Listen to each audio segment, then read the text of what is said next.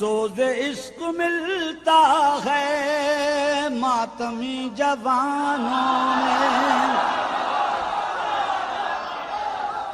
بیٹھتا نہیں جب تک آدمی ملنگ۔ اعوذ باللہ من الشیطان الرجیم، بسم اللہ الرحمن الرحیم۔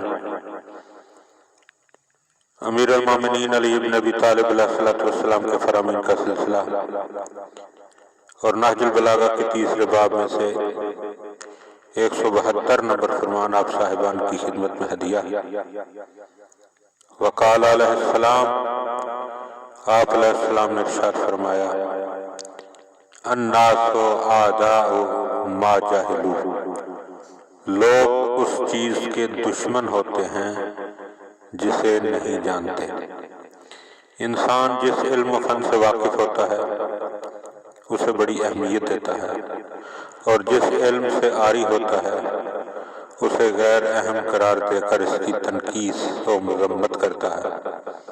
وجہ یہ ہے کہ وہ یہ دیکھتا ہے کہ جس محفل میں اس علم و فن پر گفتگو ہوتی ہے اسے ناقابل اعتنا سمجھ کر نظر انداز کر دیا جاتا ہے، جس سے وہ ایک طرح کی سبکی محسوس کرتا ہے، اور یہ سبکی اس کے لیے اذیت کا باعث ہوتی ہے، اور انسان جس چیز سے بھی اذیت محسوس کرے گا اس سے طبعاً نفرت کرے گا اور اس سے بغض رکھے گا۔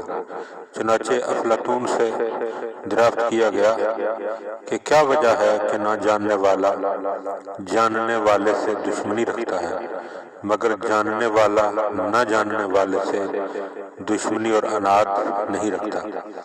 تو افلاطون نے اس کے جواب میں کہا، چونکہ نہ جاننے والے اپنے اندر ایک کمی محسوس کرتے ہیں اور وہ یہ گمان کرتے ہیں کہ جاننے والا ان کی جہالت کی بنا پر اسے حقیر و پست سمجھتا ہے، جس سے متاثر ہو کر وہ اس سے بغض رکھتے ہیں، اور جاننے والا چونکہ جہالت کے نقص سے بری ہوتا ہے اس لیے وہ یہ تصور نہیں کرتا کہ نہ جاننے والا اسے حقیر سمجھتا ہوگا۔ اس لیے کوئی وجہ نہیں ہوتی کہ جاننے والا نہ جاننے والے سے بغض رکھے، لیکن نہ جاننے والا ہمیشہ جو ہے وہ جاننے والے سے بغض اور عناد رکھتا ہے۔ اور شاید یہی وجہ ہے کہ محمد و آل محمد علیہ السلام اور بالخصوص ائمہ اطہار علیہ السلام سے دنیا نے اسی وجہ سے بغض و عناد رکھا کہ یہ ہستیاں جانتی تھیں اور دنیا نہیں جانتی تھی۔ دعا ہے کہ خداوند عالم ہمیں ان چیزوں کی جو ہے وہ فکر اور سوچ اور سمجھنے کی توفیق عطا فرمائے۔ اللہم صلی علی محمد و آل محمد۔ گرمیوں کے روزوں میں بیریا نمازوں میں سوز عشق